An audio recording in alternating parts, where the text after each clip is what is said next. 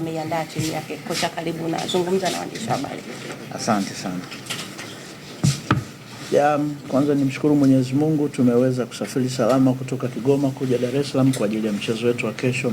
Baada ya kumaliza mchezo uliopita, tumeweza kurudi nyumbani kufanya mazoezi, na bahati nyingine ikatokea tunacheza na mechi nyingine Dar es Salaam ugenini.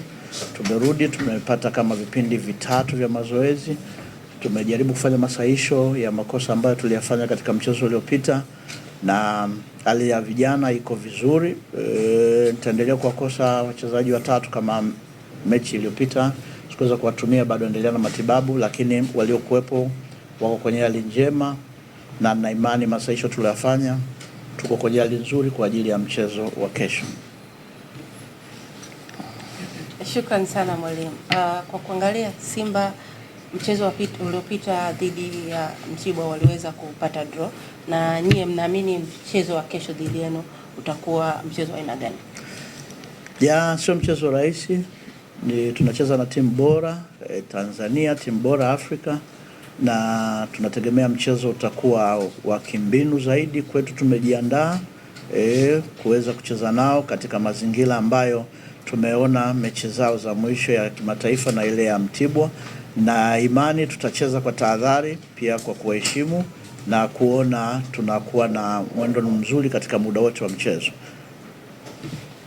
Shukrani sana. Nakaribisha maswali kwa mwalimu.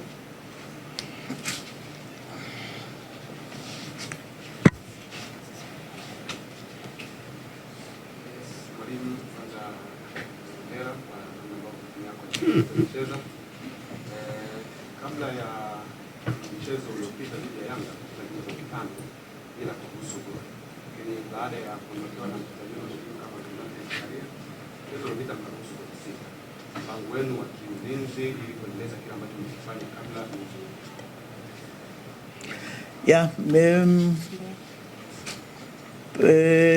tumeondokewa na beki wetu wa kati, lakini tuna wachezaji wengine ambao hatukuwa tunawatumia. Kwa hiyo hilo sidhani kama ni tatizo kubwa kwa timu.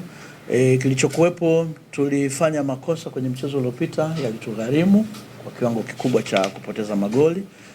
Tumeweza kufanya kazi hayo mapungufu. Imani yangu timu itacheza vizuri na kwa tahadhari zaidi, na kuona hatutoruhusu magoli mengi kama ambavyo imetokea mchezo uliopita. Swali jingine kwa mwalimu.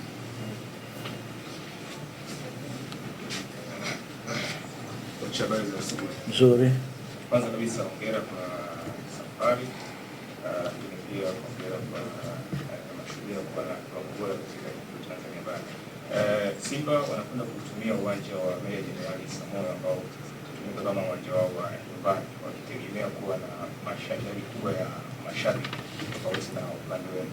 Labda pressure itakuwa ya hali gani kutokana na Simba kuwa na mashabiki wengi katika uwanja huu? Ni timu kubwa yenye mashabiki wengi, lakini muda wote ipo kwenye ligi, na Mashujaa muda wote ipo kwenye ligi. Imeshakutana hizo changamoto.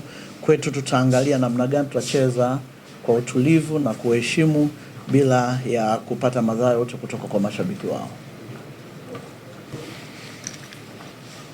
Swali lingine? Naam, kocha.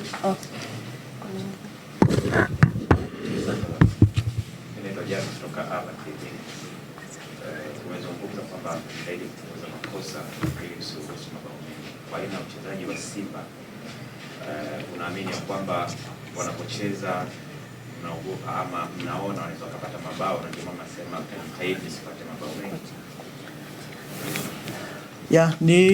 Ni timu yenye wachezaji mchanganyiko wa nyumbani na wa kigeni, lakini pia wenye uwezo mkubwa hasa kwenye eneo la kati na la kushambulia.